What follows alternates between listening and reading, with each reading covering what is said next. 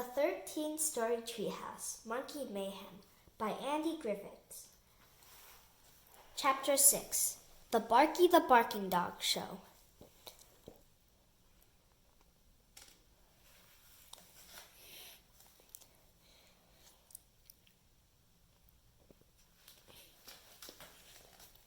Chapter 7, The Monster Mermaid.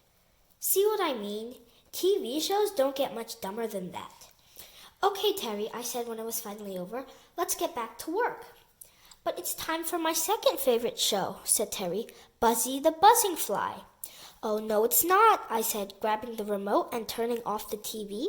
Oh, yes, it is, said Terry, snatching the remote out of my hand and turning it back on. Actually, I think you'll find that it's not, I said, picking up the TV and throwing it out of the treehouse. It landed with a crash on the ground below. Terry shrugged. I guess you're right, he said. Hey, yelled a voice. That almost landed on my head. Oops. I peeped over the edge. It was Bill the postman. Sorry, Bill, I said. It was an accident. That's all right, said Bill, chuckling. Delivering mail to the 13-story treehouse is always an adventure. Is young Terry there? I've got a parcel for him. Special delivery.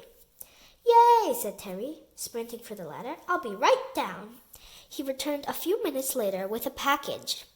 My sea monkeys, he yelled as he opened it. They've arrived at last.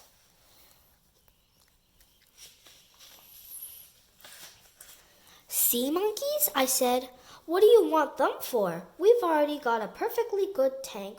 We've already got a perfectly good tank full of man-eating sharks. But sea monkeys are much better than man-eating sharks, said Terry. Sea monkeys have 3 eyes, they breathe through their feet, and they build vast underwater kingdoms. Sharks can't do any of that. Sharks don't even have feet. I'm going to make my sea monkeys come alive right now. Not so fast, I said. We've got a book to write, remember? I know, said Terry, and I promise I'll get back to work right after I've hatched the sea monkeys. They come to life instantly. All I have to do is add the water. Please, please, please? Okay, I said, but hurry. Sure thing, said Terry, rushing to the elevator. I'll be right back. I waited for a long time, and then a really long time, and then a really, really long time, but he didn't come back. Eventually, I found him down in the secret underground laboratory. What are you doing? I said. I thought you were supposed to be adding water to the eggs. I am, said Terry. I've just finished making the apparatus that will help me measure the exact amount of water I need. Too much and the sea monkeys could drown. Too little and they could suffocate. But you said hatching the eggs would be instant, I said.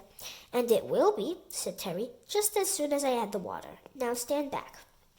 He pushed a button and the water dripped out of the machine. Drop by painfully slow drop, and by even more painfully slow drop.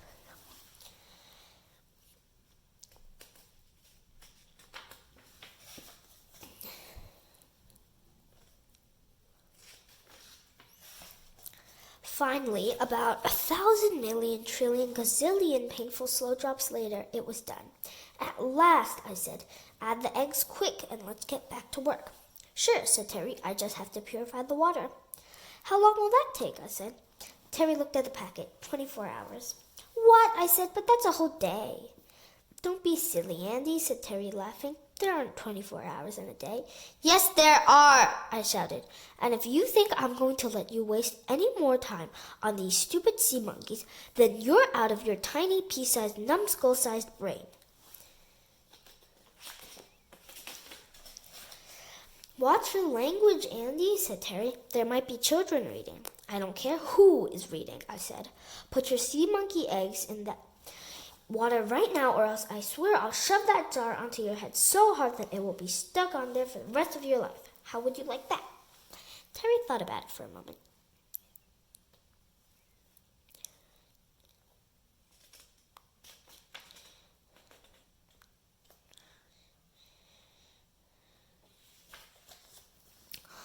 don't think I'd like it at all, he said finally.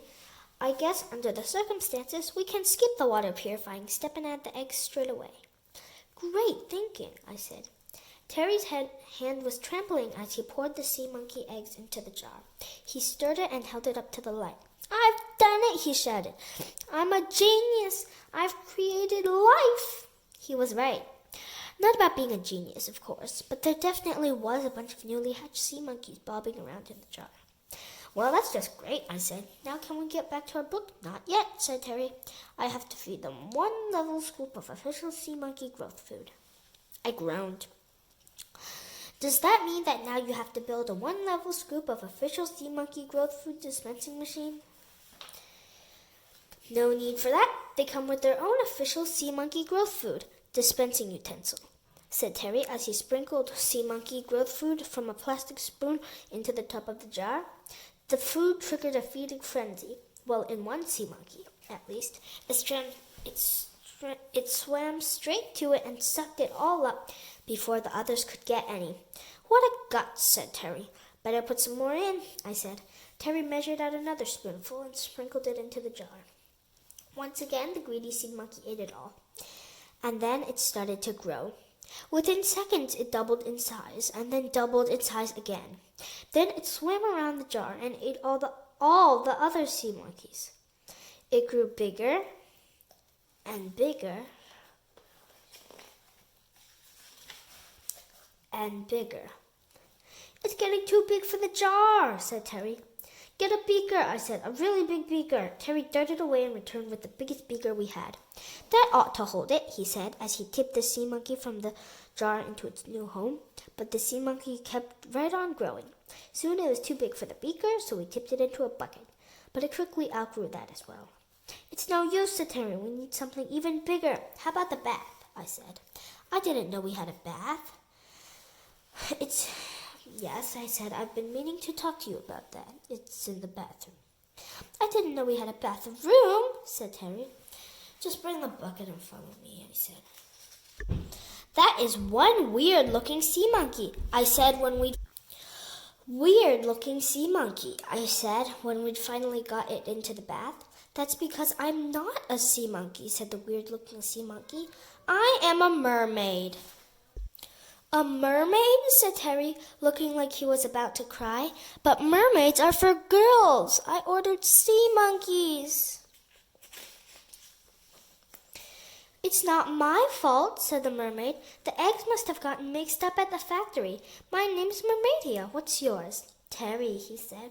That's a nice name for a merman, said Mermaidia. I'm not a merman, said Terry. Oh, I thought you were, said Mermaidia, gazing at Terry. You're certainly good-looking enough to be one. Terry blushed and giggled. Hello, I said. I'm Andy.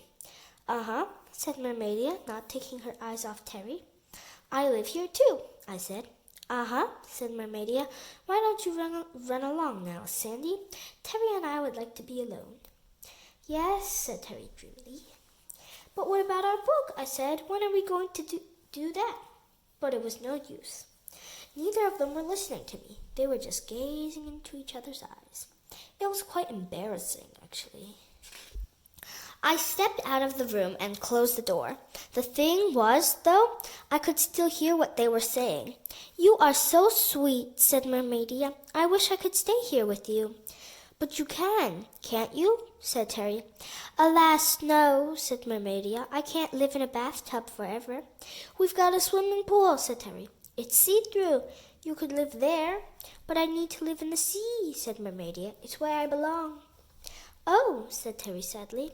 I know, said Mermaidia. Why don't you come to live with me? We could live in my 13-story sandcastle under the sea.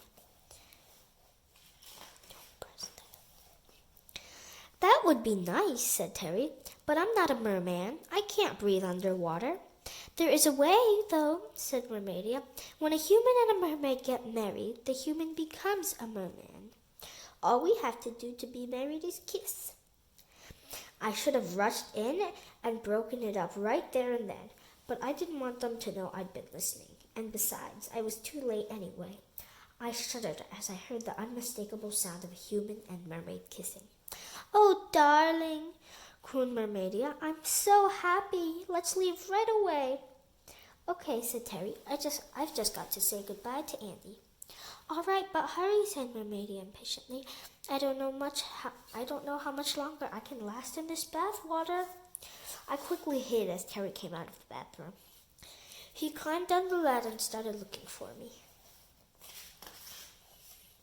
Andy, he called, I need to talk to you. I was about to go down and join him when I heard a strange gurgling sound coming from the bathroom. It sounded like Mermaidia was choking, and even though I didn't especially like her, I thought I should still see if she was all right. But as I entered the bathroom, I caught sight of her reflection in the mirror. And what I saw was definitely not all right. In fact, it was all wrong. Very, very wrong. Mermaidia wasn't Mermaidia anymore. She was a sea monster. How could I be so sure that she was a sea monster? Well, for a start, there was her slimy sea monster skin, and her slimy sea monster tentacles, and her slimy sea monster stench. But above all, I think it was the fact that she was saying, bathroom mirror on the wall, who's the sneakiest sea monster of all. That really clinched it for me. You know when you see something so horrible that you want to look away, but you can't? Well, this was so horrible that I had to get out my flip camera and record it. Bathroom mirror on the wall? Who is the sneakiest sea monster of all? The human does not suspect a thing. He's such a stupid dingaling. He thinks that he will live with me in a palace of sand beneath the sea. He does not know that this will be. Instead, he will be dinner for me. I'll lower him down beneath the water, and then his body I will slaughter. Oh, how I'll enjoy devouring him. I'll tear him apart from limb to limb. I'll eat his eyes and ears and nose and suck the marrow from his toes. I'll crush his puny pea-sized brain and grind his toes to make my bread.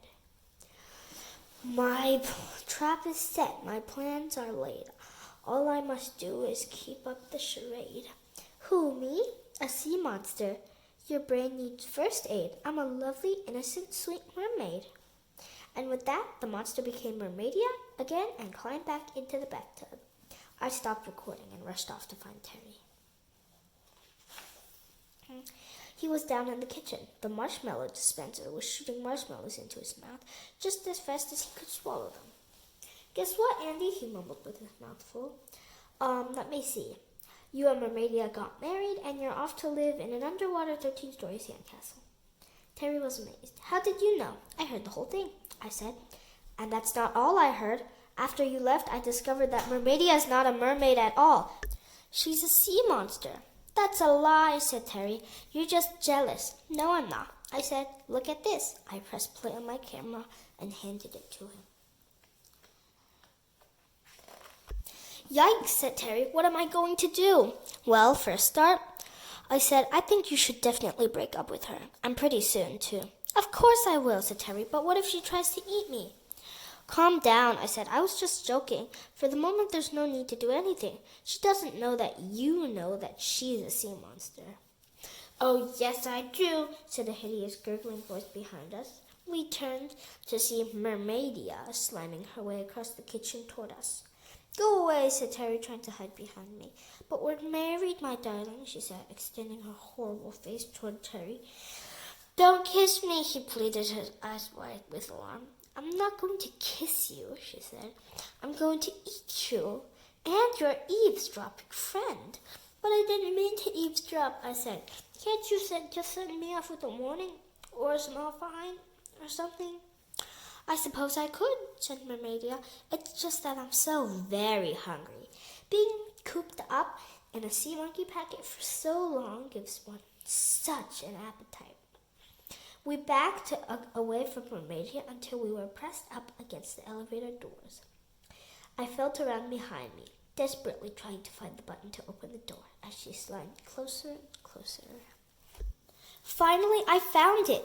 The door slid open and we tumbled backward into the elevator. Mermaidia roared as the door slid shut. Phew, said Terry. I'm glad that's over. Are you kidding? I said as we descended toward the laboratory. That was only round one. So what are we going to do now? Well, I said, this might be a dumb question, but can the banana enlarger work in reverse? You mean as the banana shrinker? Said Terry. Sure, it's only a matter of reversing the polarity. But how are shrunken bananas going to help us fight a sea monster? They're not, I explained as the elevator doors opened into the lab, and we're not going to fight a sea monster. We're going to shrink it. But you're going to have to work fast. Your wife will be here any second. Don't remind me, said Terry, making a dash for the enlarger. I listened as the elevator rose through the trunk and back to the main level. Mermaidia had obviously summoned it and would be here any moment. One sea monster shrinker ready for action, said Terry. Just in time, I said. I stood as close to the elevator as I dared. The door slid open and Mermaidia oozed into the room. Ah, there you are, she gurgled. I can't believe you really thought you were going to get away from me. You humans are so stupid. And you're nothing but an overgrown sea monkey, I taunted her as I backed across the lab toward the shrinker, hoping she would follow. I am not a sea monkey, she shrieked as she slammed her way toward me. I'm a sea monster. And just for that, I'm going to eat you first. Oh, no, you're not, I said. Oh, yes, I am, she said as she touched the tip of her nose with one of her stinky black tentacles. No, you're really not, I shouted, jumping clear. Now, Terry. Terry fired up the shrinker and blasted her with the ray. Mermaidia screamed in rage as she began to shrink before our eyes. I'm shrinking, she screamed as she grew smaller and smaller. Soon she was no longer and no more dangerous than a jelly bean. She lay on the floor between us, ranting in a tiny, high voice. She was the worst sea monkey ever, said Terry. I've got a good mind to send her back to the factory. But we're not going to send her back. We're going to send her back, all right, I said, but not to the factory. Back to the sea where she belongs. In fact, I'm going to do it right now, unless you'd prefer to. No, I don't think I can, said Terry. Fine, I said. I picked her up with a pair of tweezers, dropped her into the toilet, and pushed for a flush. Twice. I wasn't taking any chances. When I came out, Terry was wiping away a tear. I can only guess how sad you must feel, I said, putting my arm around him, but tried to look on the bright side. What bright side? Now we can get on with our book. Chapter 8. The Big Bubble. We took the elevator up to the main deck and sat down at the table. Okay, I said. Where were we up to? Oh, that's right. Once upon a time. Now let me see. Once upon a time there was help me out here, Terry. Once upon a time there was a what? A whatever, sighed Terry. I don't care. I can't work. I'm too sad. I know Mermaidia was a sea monster, but I really liked her when she was a mermaid. How about a marshmallow, I said. Would that help? I'll call the machine over. Nah, said Terry. I'm tired of marshmallows. Maybe you just need a change, I said. How about some popcorn? Terry shrugged. We could pop it with the lid off, I said. Terry shrugged again. Okay. I filled the popcorn maker and turned it on. We waited and waited and waited. And just when we thought it was never going to pop, suddenly it did. We ran around and caught as much of it in our mouths as we could until we couldn't eat any more. That was a great idea, Andy, said Terry, but now I'm really thirsty. Some lemonade will fix that, I said. I'll start the fountain. Did I mention that we have a lemonade fountain? Well, we do. It's just like a regular fountain, but instead of water, it has lemonade. Any flavor you want, as long as it's red, orange, lemon, cocoa, or tutti frutti, which is all the flavors mixed together. We sat in the lemonade fountain for a long time, and when I say a long time, I mean probably longer than we really should have. Burp. Oops, excuse me, said Terry, covering his mouth with his hand. But before I could excuse him, I burped even louder. Burp! No, excuse me, I said. Terry burped again, even louder this time. Well, you certainly sound like you're feeling better, I said. Much better, said Terry. All I need now is some bubble gum. He climbed out of the lemonade fountain, went over to the bubblegum dispenser, and reeled off a long strip, shoved it all in his mouth. That's good, Terry mumbled as he chewed. Hey, I've got an idea. Andy, watch this. Terry chewed and burped and chewed, and blew and burped and blew, until he had blown the biggest bubble I had ever seen. The bubble was so big that I couldn't even see Terry anymore. That's enough, I said. It's getting too big. But Terry couldn't hear me. And the reason for that was because the bubble had become so big that it had completely surrounded him. He was inside his own burp gas-filled bubblegum bubble. Hey, this is really fun, said Terry as he floated around in his bubble. Be careful, I said. What could possibly go wrong, he said. And then he began to float higher and higher up into the air. Help, he cried. Don't worry, I called to him as he floated up and away from the treehouse. I'll save you. I took a running jump at the closest vine and swung out as far as I could to reach the bubble. It was a good swing, but not quite good enough. My hand closed on thin air, and Terry continued to float away, higher and higher into the sky. There was only one thing to do. I grabbed my golf clubs and raced up to the observation deck. I figured it would be a great time to work on my golf swing, and, of course, tried to pop Terry's bubble at the same time.